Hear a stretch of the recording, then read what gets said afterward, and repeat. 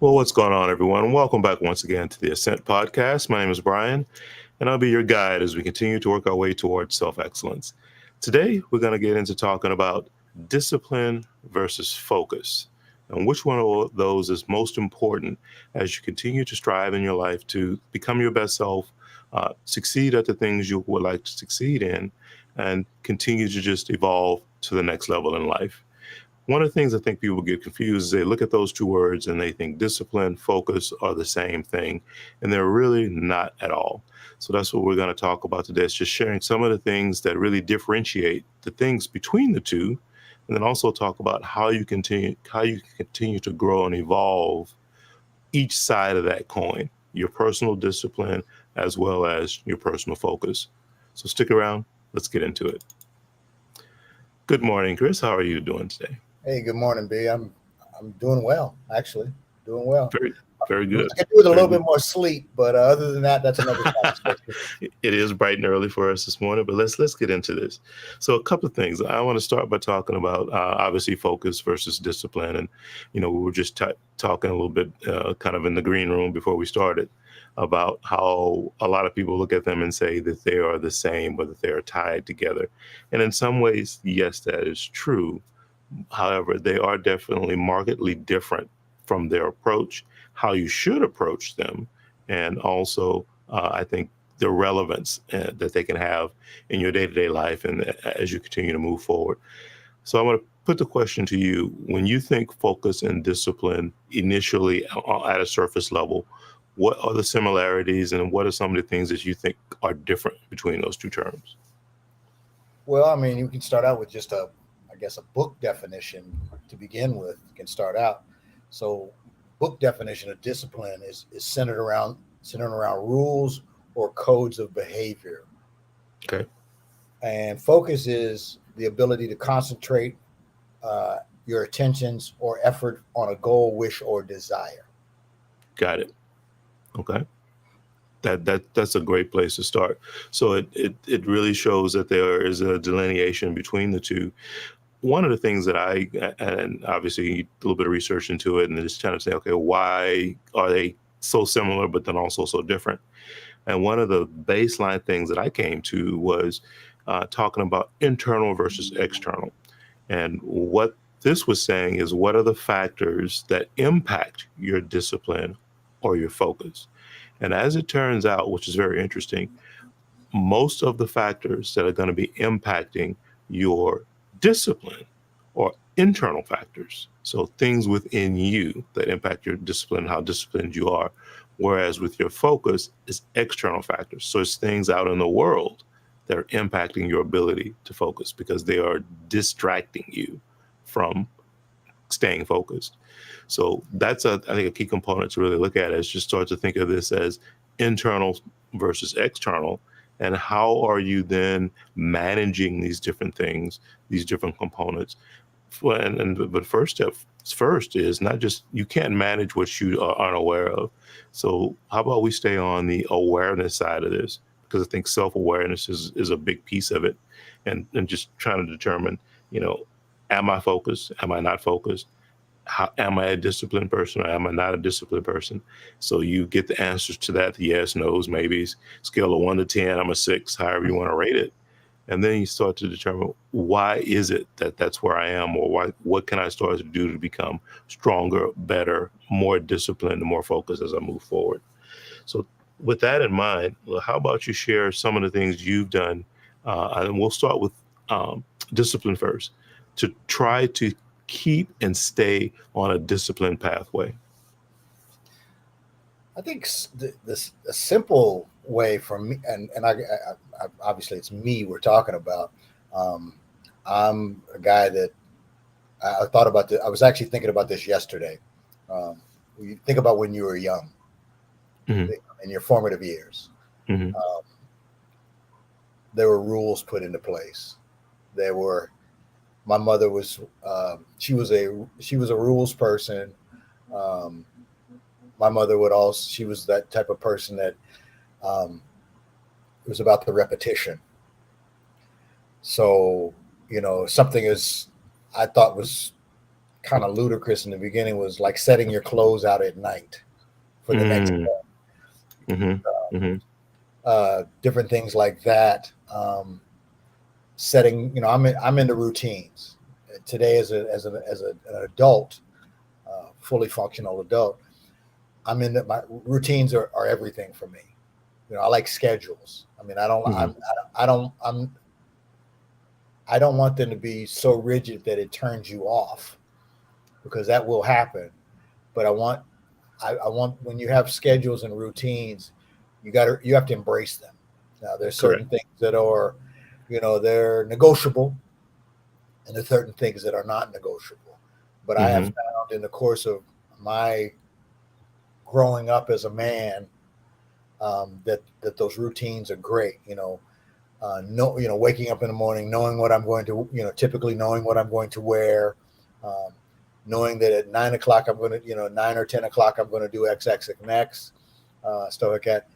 Um, I think that's become a lot more um, mandatory, especially for somebody like me who a certain part of my time I work from home, things of that nature. Um, but I think when you have rules and when you have routines, it actually creates comfort. Mm. It creates it, and it lessens chaos. Okay. I don't do. I can manage chaos from time to time, but I don't like to live in chaos. I don't thrive in chaos. Mm-hmm. Mm-hmm. Mm-hmm. For me, it. I even something as mundane as my swim days, Tuesday, Thursday, Sunday are my swim days. With routines and with discipline and with rules, you have honestly, I believe you have things to look forward to. You know, You especially know, when. Go ahead.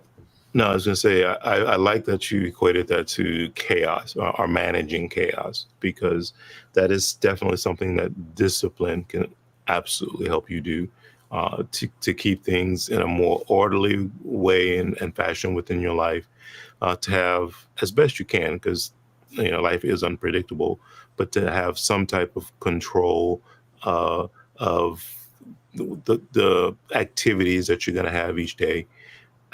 Discipline really does do that for you and gives you more predictability. I guess it's probably a better way to look at it, about what's going to be happening in your life from day to day, because you have mapped it out. You have a certain discipline. I want to bring up something, because you talked about putting out your clothes, and mom said put your clothes out for the next day. So you have that. And my mom was kind of the same, so I can absolutely relate to that. Make sure you iron it tonight, not in the morning. Make sure you do this now, not tomorrow. That kind of stuff. Um, but there's a famous speech out by Admiral, and it's Admiral McRaven, and he's a Navy SEAL, and he worked his way up to be an admiral in the Navy. And this speech is very famous because it talks literally about doing one task every day. And he says, if you do this one task every day, it will shape and form your life as you go forward. And then the title of the speech is just make your bed, literally. And this is what he says, is that, you want to make sure that every day you at least start your day by completing that one task, right? So that sets in place a discipline, because no matter how you're feeling in the morning, you if you're running late, got to make the bed before I leave the house, right? So you have Right. that to kind of drive you. And his logic behind it is that means that every day, first thing in the morning, you will have successfully completed a task. So you psychologically have set yourself up on this road of moving forward, that I can check. I got my check mark to start my day. So just mentally and emotionally, it puts you on a positive path every day. And when you continue that every day, it feeds into many other areas of your life. So I do like that from a discipline standpoint, and just maybe finding something, and for our audience out there, maybe finding that one thing that is a positive for you, because it could be different things for different people. Obviously, being a military person, they're very stringent on how the bed is made and tucking the corners and Right. all of that. So that was an important thing for him. But finding that thing within your life that you can do every day, doesn't have to be a big thing. It's just about the repetition and the discipline of doing it, because it sets your mindset on a positive path. and that's very important. We have one more person who's going to join us, and she's going to jump in right now. So we'll say hello to Erica and have her join us here. Hi, hello. How are y'all? Good to see you. Hey, how you doing, Erica? Doing great. I'm here on Galveston Island this time. I'm in the So St. Louis Hotel. Yes. You're traveling again. Excellent. Well, thank you for joining us. I know that this was kind of a last minute change, and I really appreciate you jumping in. And as we're talking about, obviously, the differences between discipline and focus. So now that you've joined, I'll kind of throw the question to you that I threw to Chris a little bit ago. And that really is, the two get compared or saying that they're the same a lot, but they're very different things. So when someone asks you, what are the similarities or what are the differences between discipline and focus at, kind of a descriptive level, what would be your answer to that? Focus on the basic level, focus is what I want to do. And then discipline is what I hate to do, basically. I'll make it very simplistic.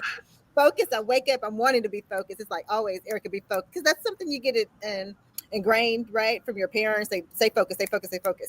But the discipline part, that's all the stuff that I dislike doing. When I think about focusing, I'm thinking about, okay, I have to concentrate because I really want to get this. Discipline, that's me just forcing myself to do it and then trying to create it into a habit. That's how I work. That's how my body and mind function. Well, that's good. So let's stay with that piece of it for a second, and let's talk about habits, because I think that's a big piece of discipline is the habit side of it. And as we know, we all get into good habits and some not so good habits. I'm not going to say bad. I'm just going to say not so good habits. We all have some of those.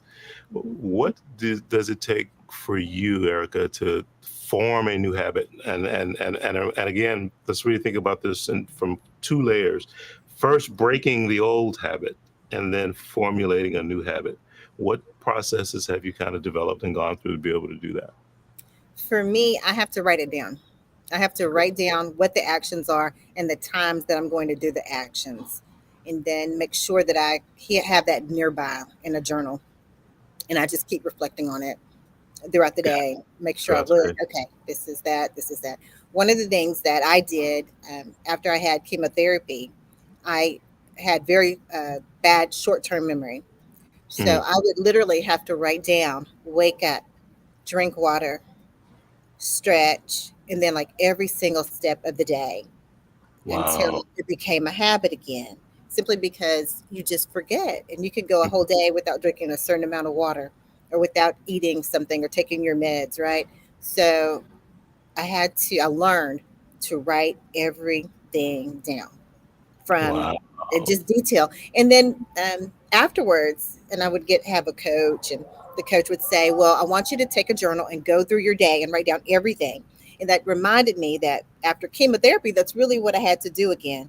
Everyone should take out some time and write down every little step of their day. And then you can kind of see where your time is being wasted. And then you can, the goals that you're setting for yourself, you can start actually plugging in the activities that you should be doing in those blocks of time that you really see that you're wasting a lot. Wow, that's interesting. Just from the standpoint of the regular things like drink water. I mean, who would think you'd have to make a note to remind yourself to do something as routine as that? But that's important to note that sometimes that is the level of detail that you need to go to when you start to pull these things together to start to create a disciplined path and develop those routines and those habits. I find that to be very interesting.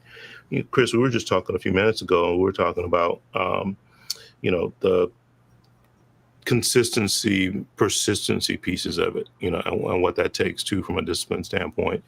And I know for you, you have these routines that you like to try to stay within. And I always reflect back for knowing you for years, going to the gym is one that I'll bring up. And I know that there was a point in time where it was literally almost like oxygen to you to get out and be able to do that.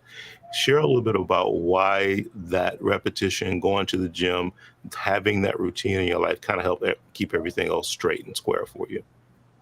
Well, I mean, it's probably born out of the fact that, um, I have this propensity for taking on a lot of things, and really, I mean, it's not a secret. I mean, I'm kind of a big guy, and I've gone back and forth with, and this is another subject for another podcast for another day. But what I found was, I think a lot of things we do in life are hopefully with the payoff being that we get a good outcome, we get a good feeling from it, and for me, it's any feeling of accomplishment. So once I found the gym, it was one of those type of things where I could look, you could see the improvements, especially when I really zeroed in on it. I got these great improvements and these things you could see. And and you know this about me, I'm a very visual person. So I'm a visual learner. And when I'm able to visualize something or see something, then that motivates me even more to stay with it. Now, like I said, I was just thinking about this morning when I woke up. I haven't been in the gym in 2 or 3 weeks because I've been dealing with some other health issues and some of it's, and to be honest with you, some of it's emotional. So I'm trying to work my way back to that. But in the meantime, my saving grace is my swims. So I can't tell you the last time I missed a swim day because Bryan and I were talking about this earlier, Bridget or Erica. I swim Tuesday, Thursday, Sunday, pretty much religiously. As long as unless my schedule says otherwise, I do what I got to do. I take care of my business, and then I go to the water. It's kind of a process for me. So in other words, I pack a lunch, I do a short run, walk, then I'm in the water I went and bought a dive watch so I could figure out how much time I'm in the water. And typically I want to be in the water, depending on the day, I want to be in the water 30 minutes to 45 minutes. Sometimes that spans into an hour, depending on how it feels. But it's driven by wanting to accomplish something. It's driven by wanting to not waste my life. It's driven by, I want to feel good. And these are some of the things that make me feel and motivate me to do the other things that I need to do in my daily life. Some of the things I don't want to do and some of the things that I very much desire to do. So it's centered around both sides of the coin because, believe me, there are certain things that we should and need to do that are not necessarily the warm and fuzzy things that we want to do. So really it's about staying within those confines and operating in and out of those confines. So, and it gives me, to be honest with you, it's a simple word. It gives me some purpose in life. And I think, I watch, believe me, I watch enough TV and you watch enough, things and you read enough things that I realize that there is a certain segment of the world that don't have a purpose. They're aimlessly wandering through life. And then you wonder why you don't have any, because I think everybody has dreams. I'd like to believe everybody has dreams, but I don't think people do enough to foster their dreams. And for you to do that, you're going to have some focus and you're going to have some discipline. And that's kind of the engine that makes the car go. Yeah. At least 100%. From my perspective. 100%. So Erica, I want to catch you up on something that I kind of threw out there a little bit ago. And it kind of plays into what you were saying when you were talking about the things you want to do and the things you don't want to do. So I was looking at discipline versus focus, and I kind of looked at it and said, things that are on the discipline side of the fence, your personal discipline, are impacted by internal factors because it's your internal clocks and your different things that are causing you to have lack of discipline, whereas focus are generally impacted by external things that are distracting you from what you need to be focused on, right? So I think that's an important piece to look at it. Chris, you brought up something right there, and we're talking about consistency, persistency, and how all of that is also, I think, very important from a discipline standpoint, is to understand and realize that you do have to continue to be consistent, be persistent about whatever it might be. And that, again, new habit, changing a habit. And we live in such a society today where they expect things to just, turn and burn. I did make this decision and tomorrow the world should be different, right?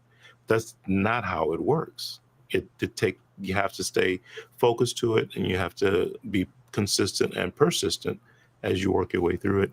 And that's another piece that I think is important, is evaluating yourself. And then I use the term giving yourself some grace of, I'm not there yet, but the key component is yet. Not just focusing on the fact that you're not there, but you're just not there yet, because it's going to take time to break the old habit and form the new habit, and just giving yourself some grace to work through that time frame. And I know, Erica, we've talked about grace before in one of our previous podcasts, so I know that's a big subject for you. But in relations to discipline and focus, how about you share a little bit about what you think about giving yourself grace, or not, just don't beat yourself up, basically. Oh, we lost our audio. Hold on. Oh, okay. Can you hear me now? Yeah, I hear you. Go ahead.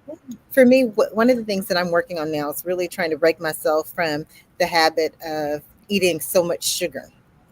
That's and I feel I'm in that same boat with everybody else, trying to learn how to break that habit. What I'm finding out is a lot of things are really quite physical, not just a mental drive of mine, but physically having to go through the withdrawal of it all. And so it really does take that discipline to kind of suffer through those little aches and pains when you're coming out of something like that. So I'm trying to get there. The working out piece, it's putting it on the calendar and just getting up and going to do it. Usually for me, I'm having to have an event that I have to attend to motivate myself to get back in the gym. I wish I could say that, just being healthy alone was the reason why I do it. No, nah. Normally it's because I'll see a picture and I'm like, I really need to be more consistent, more disciplined. That if you give yourself some of those incentives, some of those reasons why, and you hold that up and make that one of the incentives that you have to get up and go, I find that it makes keeping yourself disciplined a lot easier. At least for me, it does. Making sure I remind myself, okay, this is the why you're doing this. This is your motive. Now, it doesn't really have to be a great motive. It can be quite vain. It doesn't have to be something healthy necessarily. Yeah. I know the psychotherapists watching this are probably like, oh, Erica. But if it gets you to do something positive with your body, with your, with your mind, with your mental capacity, as well as your physical movements, do it. Yeah. But that's absolutely. It's like I got to fit into that dress, because when I wear that dress, I want everybody in the room to go, damn. So you run forget into about the my cholesterol. Forget about diabetes. Who cares? I got to wear that dress. Gotta wear that dress. Right? No, absolutely. That is so true. It's true from that standpoint, though. But that's okay. Find whatever it is that is your motivators, your reasoning to keep you on the straight and on the narrow, right? It's like when you go down and we all want to have that burger or whatever it is, and it's like, but do I really have to have the French fries? It's funny. I just read a thing the other day that kind of blew my mind when you talk about health, and I'm like you, Eric. I'm kind of conscious of trying to be definitely more conscious of what I eat, how much of different things that I eat, and the article is very clear. It says 2 cheeseburgers. Sitting and actually eating 2 cheeseburgers is healthier than eating 1 cheeseburger and an order of fries. And I was just like, wow, right? That's a huge eye opener when you think, I love those fries, but I know, are me they too. really? Is it that bad? But yeah, that's basically the scientific study they did show that, you can have 2 burgers or you can have a burger and fries, and the burger and fries is actually less healthy for you than the 2 burgers are. So anyway, just interesting thoughts. So let's flip to the other side for a second. So I want to talk about focus. And you always hear people talk about, the importance of discipline, which we all know. But then what is focus first and foremost? Is what, and Chris, I'll start with you. I'll come back to you in just a second. If someone were to say, what's your definition of focus? What do you do to stay focused? How do you describe what focus even means? What would be your answer to someone asking that question, Chris? Well, I mean, obviously, we talked about earlier, we talked about the definition of focus. And obviously, the definition of focus is to concentrate your attentions or efforts on a goal, wish, or desire. One of the things that I have learned about myself, and I think there's some uniqueness to the individual, is that what I've discovered is it's like I'm like a computer. I've only got so much capacity. And Bryan, you and I have had extensive conversation about this over the last 6 months, I'm guessing. And what I found out, it's a learning lesson, is that I had shrunk my capacities. Probably like your computer when you save pictures. You end up having so many pictures that you look up and they're like, you only have X amount of RAM left, or things of that nature. And what I found was about, I don't know, 3 months ago, 4 months ago, I found that I was out of capacity. And now, you on the backside, you and I and another colleague of ours have been talking about creating a new entity and going down a certain, exploring some business opportunities. Well, when all this stuff kind of got approached to me, I didn't realize immediately, but I realized over the course of about a month that I had no capacity to take any new ideas in, any new thoughts, any new processes. I had no ability. It was kind of like trying to get a brick to somehow integrate into my mind. I didn't have it. And I struggled with it for a long time. And I had to have a lot of internal conversation with myself. Obviously, some of the people that you and some of the other people that I are my trusted universe. And I had to slowly strip away, remove some of this, this capacity that was just being filled with other people's crap. Let's put it, because a lot of times that's what it is. It's not you, it's other people bringing stuff to you. And I mean, you get everybody. No, I guarantee there's nobody immune to that.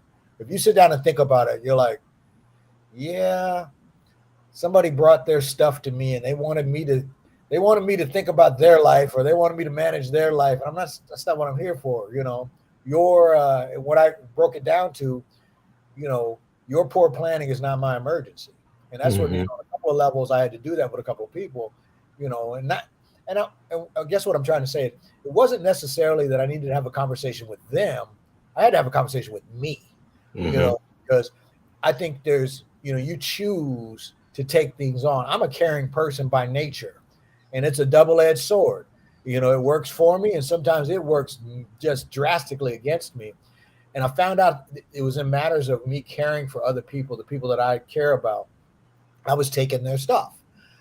And I had to and it actually boiled down to the fact that one or two of these people, I had to have a conversation with them like, hey, this is your life. This is my life. Hey, I care about you.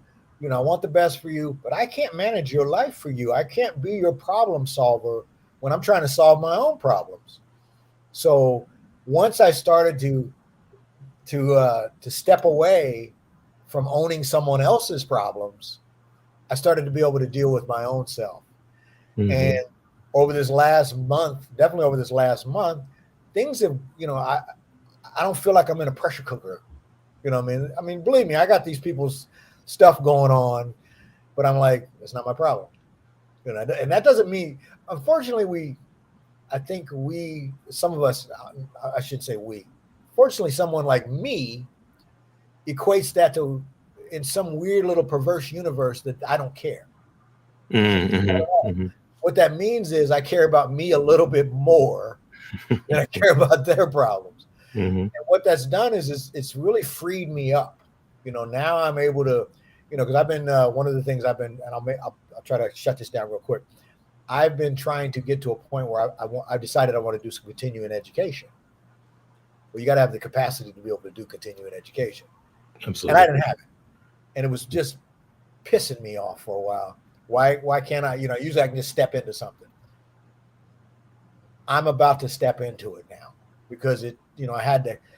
As I think you and I talked in the green room, it's about clearing the deck. Correct. So I've been working on clearing the deck. Depending on who you talk to, they may think it's selfish. I think sometimes you have to be selfish. Yeah. For you. Yeah. Well, Erica, I know we've talked about talking about not necessarily using the term selfish, but definitely using the term self-care and the value of that. So from a focus standpoint, how about, Erica, I know you have some very specific things that you do for yourself to make sure that you stay on the straight and narrow and can stay focused because you have a lot on your plate. So how about you share a little bit of what that journey is like for you?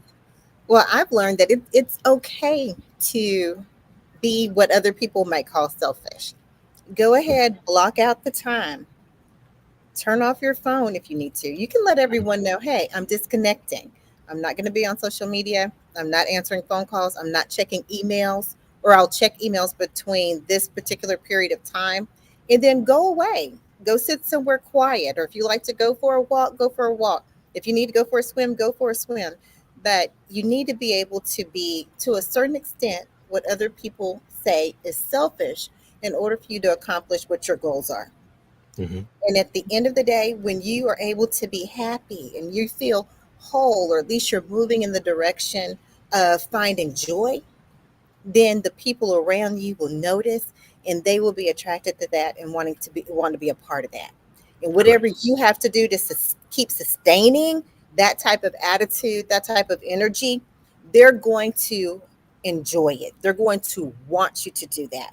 And anyone who doesn't appreciate that positivity in you and the steps that you're taking to be joyful and to be your complete self, anybody who doesn't appreciate that, they'll fall off, and they need to fall off because Mm-hmm. they're really getting in the way of who you're supposed to be and why God put you on the earth in the first place.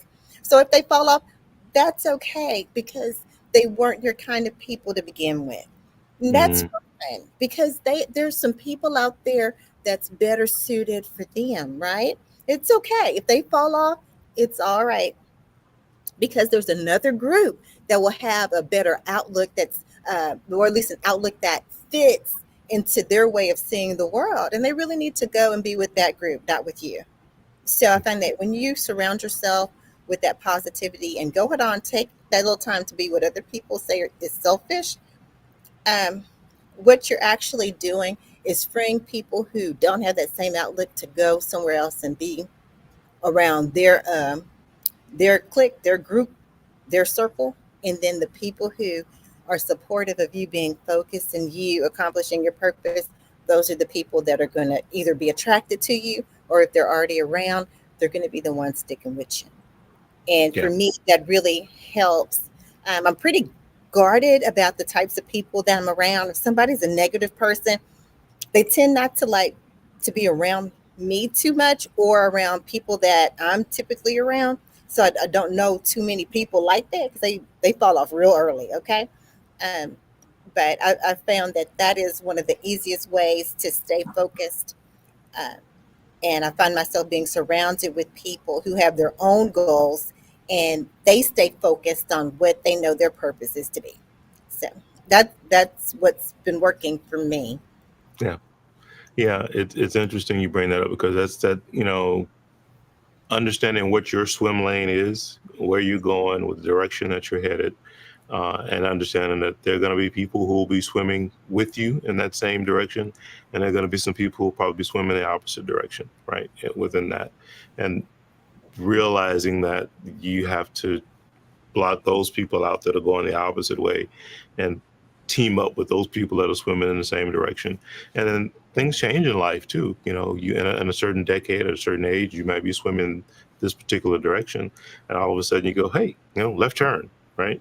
And those people who are swimming with you this way can't wait. We don't want to go that way, right?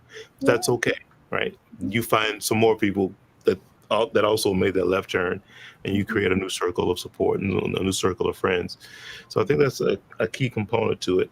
I want to jump back to something. This is an interesting thought. So I was obviously doing a little bit of research on this topic, and I came across a gentleman that his position is that both discipline and focus are emotions.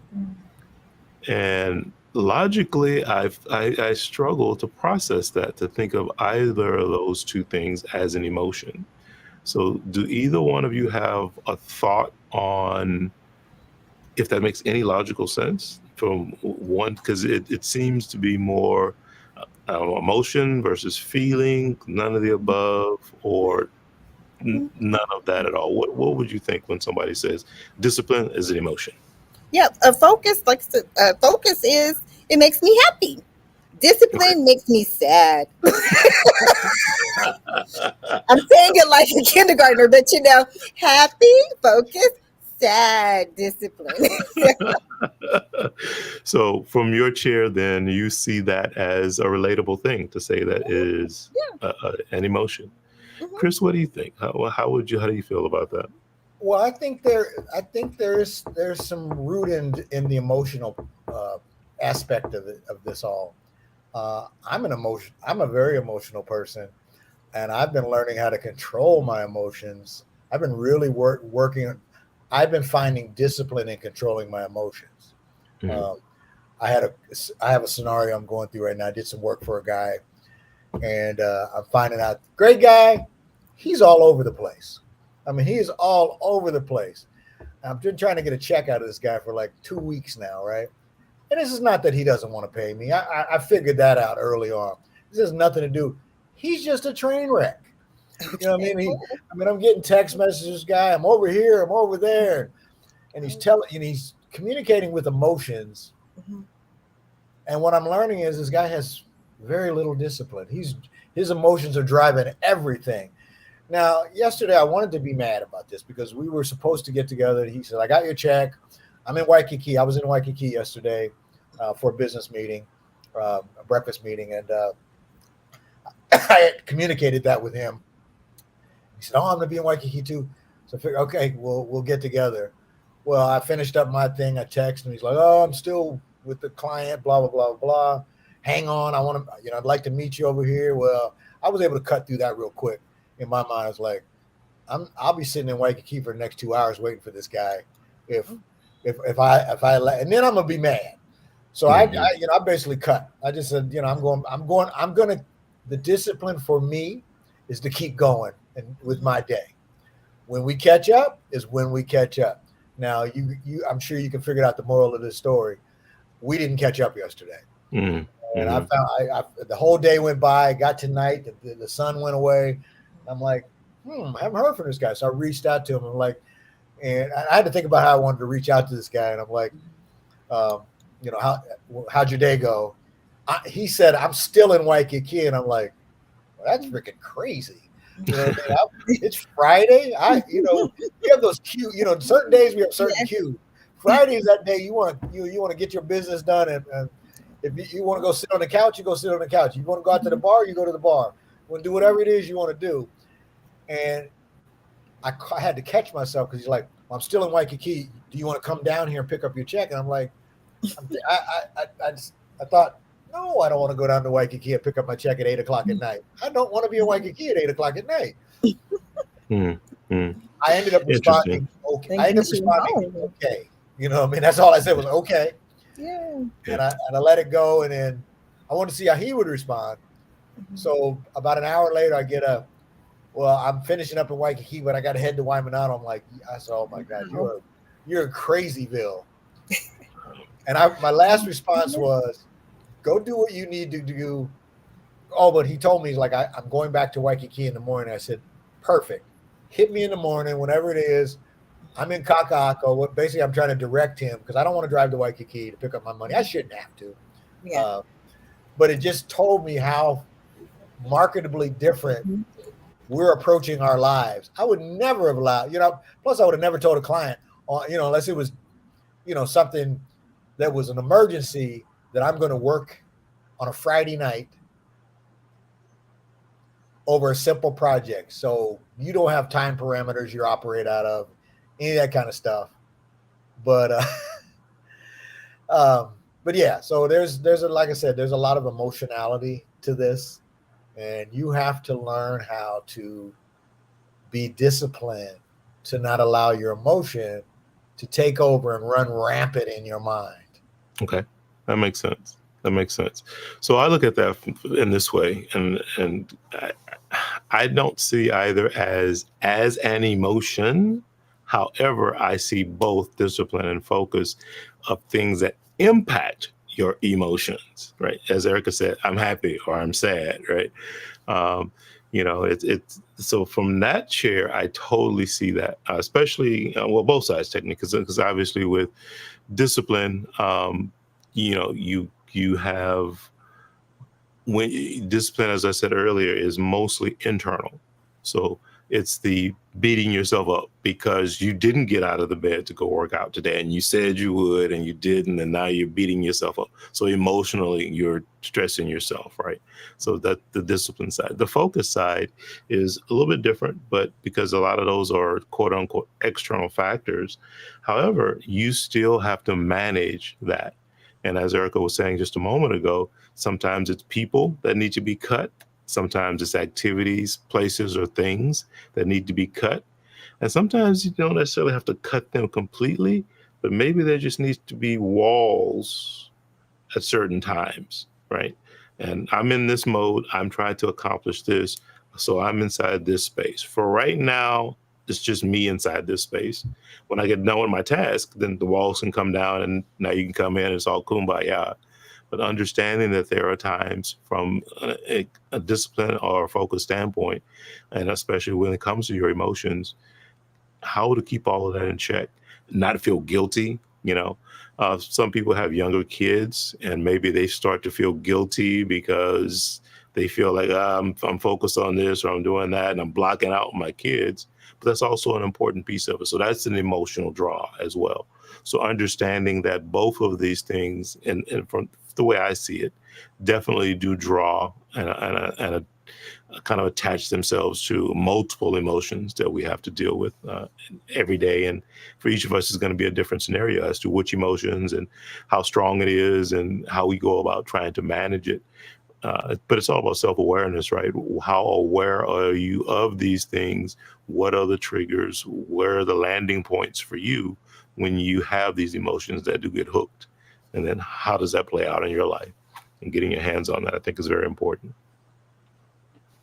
So let's look at this too. So now we've talked about, discipline, how they're different. Obviously, a little bit why people see them in some of the same light. We've talked about the emotional pieces, having to be persistent and consistent to get your way through it. What I really want to talk about right now is the overcoming the challenge of remaining or staying persistent and consistent. So one of the first things that I wanted to put on the table, and then you guys can kind of talk a little bit about it, is just not beating yourself up, right? Because I think that is where the train gets derailed really quickly, right? Mhm. Because especially when we talk about discipline or focus, it could be either you're losing the discipline, you're not staying focused, so you start pounding on you, right? How do you get out of that mode? What are some of the things that, and Chris, I'll start with you, and Eric, I'll come to you next, that you've done to kind of break that cycle for yourself of just, beating yourself up and, just being nicer to yourself when things are not going the way they should because you are not as disciplined or as focused as you should be. Well, I can tell you right out of the gates, one of the first things for me is just being, when you run into we're back to chaos again. We're kind of back into kind of working your way back towards chaos when things aren't working, right? That's Right. typically how that road goes. When things start to break down or fall apart, or things are not working, you're finding limited to no success. What I want to do is I want to get into what I call positive affirmations. Mm. First and foremost, identify why it's not going your way. Is it something that you're causing? Is it something the outside forces are causing? first and foremost, identify that first. Right. Then once you can put a sticker on that or post-it note or whatever, then you can start to literally reverse engineer from that point. And for me, it's about the positive affirmation. I am good enough. I've had success with these things in the past. How do I refine that success moving forward? Slow it down. Make. I always hear that. I always associate the word manageable with you, Bryan. You're the manager kind of guy, and I'm the manager kind of guy. So it's back to how do we manage that? It's just like me, that story I was just telling you about the guy. He has to be managed. I mean, how do I manage him? And I thought about it. I was like, your first inclination is because I get emotional, and then I want to, then you kind of, not physically, but you proverbially want to punch him in the face. And it's hard. Nobody benefits. He doesn't benefit. I don't benefit. How do I put this thing back on track and show him? For me, it's about showing somebody the way. I thought I genuinely like this person. I don't like how they operate and move because they clearly don't have any rules. You know what I mean? They're not using whatever rules that they may or may not have set up. So it's how do I want to talk to this person? So I took all the air out. And what I want to do is take all the air out of the program. It's back to me now. I want to take all the air out of the program. So first and foremost, manage me. But really, like I said, it's about that self-talk, that positive self-talk. Yes, this is not working out the way I wanted to do, but it can work out.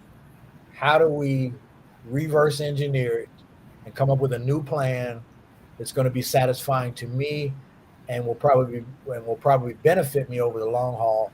And what we're doing is I'm creating a new discipline. I've been doing a lot of that over the course of how I deal with people, because everybody brings something to you don't want to hear. I mean, trust me on that. I hear 2-3 things every day that I'm like, I don't want to hear that. But how not to take it so personal, because that's one of the first things for me is I take it personal. We all take it personal. You're lying if you tell me you don't take it personal. Try not to take it personal. Take the air out of the room. Come up with a new game plan. Come up with something that's acceptable to you. Yep. So, Erica, how about you share? And I know we've kind of talked about this previously too. Just evaluating all of that, I guess, is probably the best way to look at it. Sure. For me, I allow myself room to have different experiences, explore. If I'm interested in something, giving myself an opportunity to learn more and have that experience. And I do remind myself that there are very, very successful people in the world currently and in history that have failed. And in fact, one of the books I'm listening to right now is Leadership. I forgot the historian that it's by, but I'm in the chapter discussing Lincoln. And one of the things about Lincoln was that he was always willing to self-correct. And when he made a mistake, he was very open about saying, I apologize. And then in addition to that, Lincoln was very open to expressing, this is my opinion based upon the information that I have. But if I have other information, I'm open to changing that opinion. He didn't make himself just so stuck in the ground that if he learned that he was wrong, he took it personally. Like, he did have some depression issues. He was a manic depressive. He had some mental things going on too.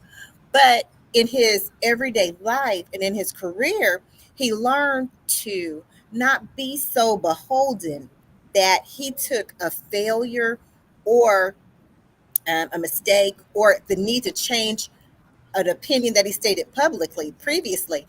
He didn't feel like that made him less of a man, or that he was so dug in that he couldn't pivot and change to the situation at hand that day, that moment.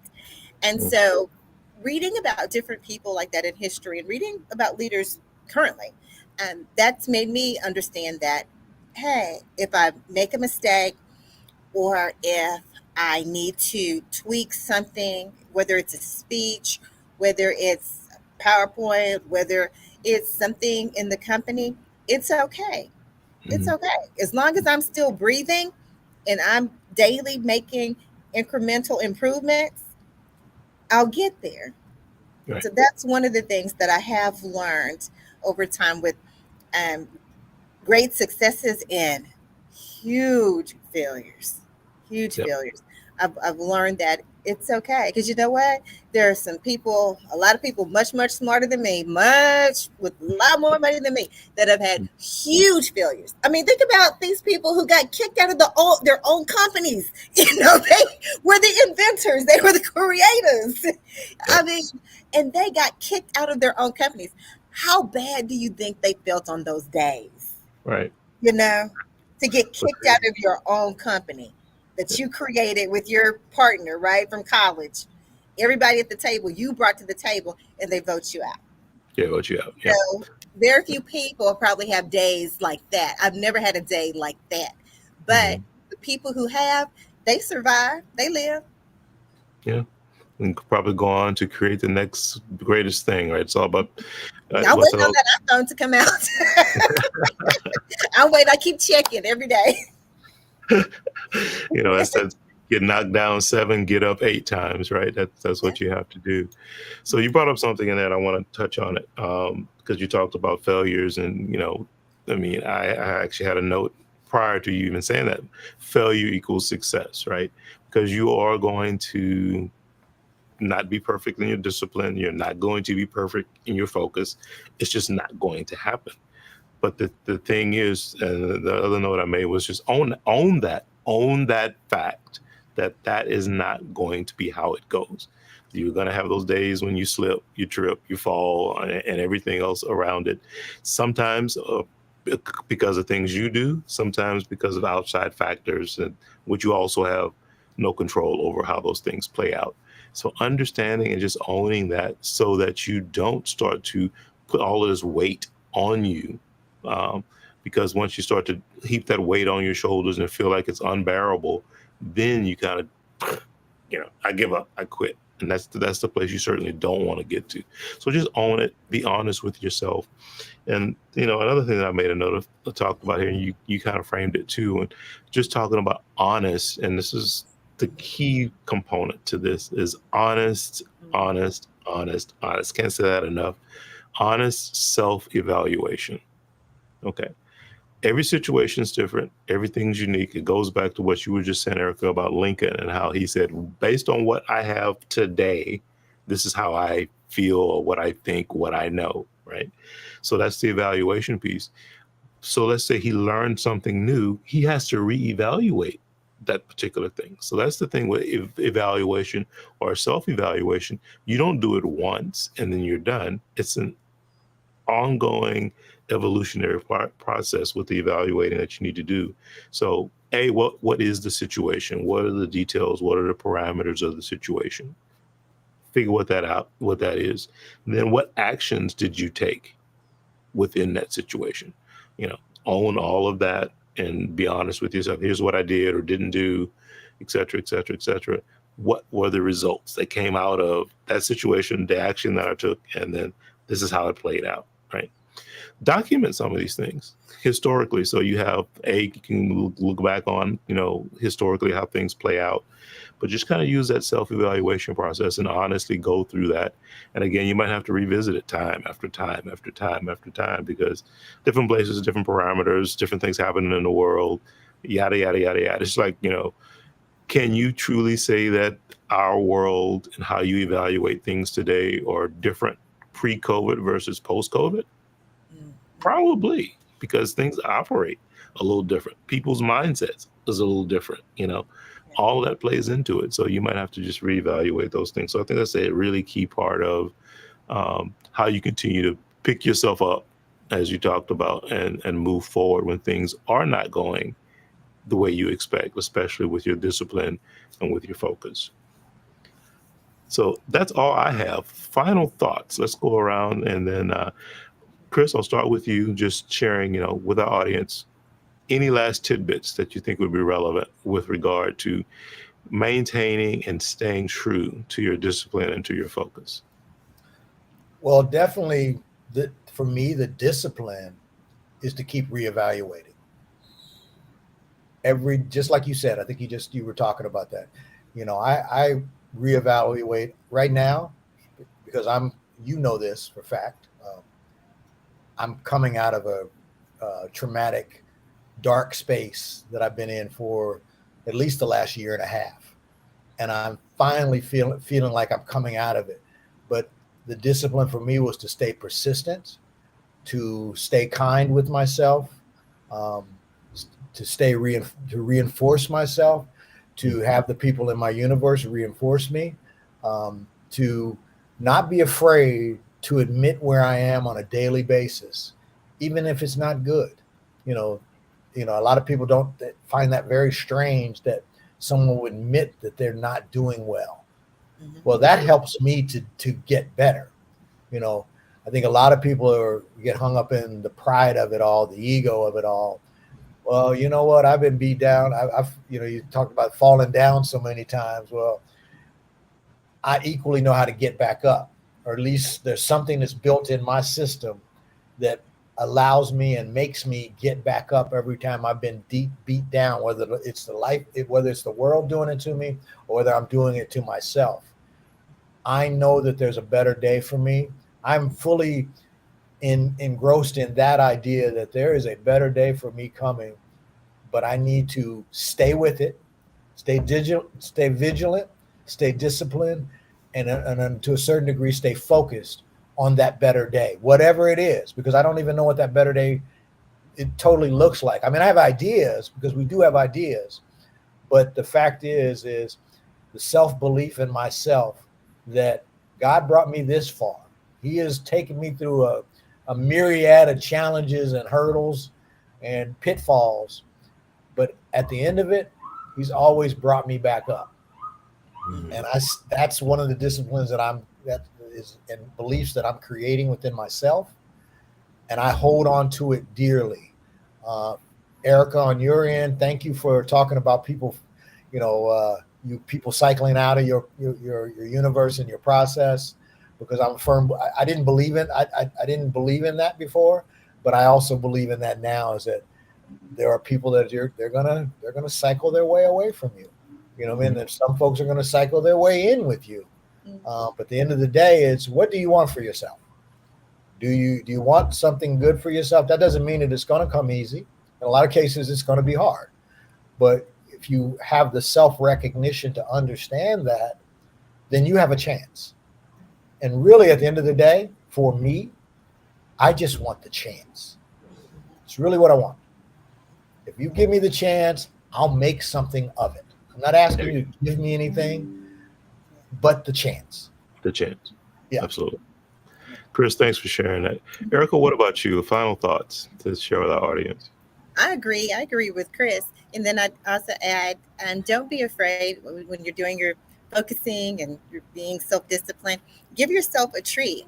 Don't be afraid of rewarding yourself. You don't have to have anybody else give that to you, right? Not necessarily a bonus, or not your husband, not your wife, girlfriend, boyfriend, but you really can give yourself a treat, whether it's, going for a swim in the ocean like you like, Chris, or, going to get a nice fruit salad, or going to get a pedicure, massage, or, just sitting around eating strawberries or taking an Epsom salt bath. Don't be afraid to treat yourself, reward yourself for all of your hard work. If you're focused and you got something done, you don't have to wait necessarily to get the money. Go and do something really nice for yourself. Mm-hmm. If there's anything I want to tell people is, don't hesitate to be good to you, because you're really good to everybody else. So why shouldn't you spoil yourself? And I'm talking about, it could be as basic as getting yourself some fresh strawberries or cherries. Whatever your thing is, sit out on your porch or go, by the water, sit and just enjoy yourself. You don't wait for that. If you stay focused, you do what you're supposed to do on your checklist, then you deserve a treat. That's my attitude about it. And that helps you stay motivated. Oh, That's just 100%. 100%. Yeah, no, thank you for that is a very true piece of it because you don't want it to all just be the hard work. You also need the reward pieces of it too. So having that for me, it is if there's something that I can just share and leave with everybody, is be realistic, especially realistic with yourself and those within your world, your universe too. Um, s- yes, you want to, set goals that stretch you and that challenge you and that move you forward. But also, as you're doing that, evaluating the things you commit to from a discipline and focus standpoint, make sure that they are things that are truly realistic and attainable. Because a lot of the times, that's what we do is we set such high bars, and there's nothing wrong with setting the high bar as long as you've also put some steps to reach it, right? But it's like we want to go from here and just take one big step to here, which is unrealistic. So if there's anything that I would share is continue to set the bar high, absolutely, but make sure that you realistically take the time to also understand, okay, what is it going to take for me to get there? How long is it going to take me to get there? And then all of that's written in sand, right? So give yourself some grace from that standpoint. Understand that, yes, you thought it would take 6 months, it might take 2 years. The key is that, and as Chris mentioned, he just wants a chance. And the chance is to have a new opportunity every day to continue to work toward whatever that goal that you set for yourself, wherever the target is. So if that's the last piece that I just want to share is to be realistic about it and to make sure that you break things down to a level where there are attainable, realistic steps. Because momentum is no joke. That's what you want on your side. You want forward progress. Chris, what's your line? Progress is measured in progress, right? It's not how much progress, it's the fact that you are making progress. So I think Well, that's a component to it. well, you know what I said. Actually, my quote is, "Progress isn't measured in distance; it's measured in progress." Correct. Absolutely. And I say that every day to myself, and it's the thing that probably keeps me sane right now.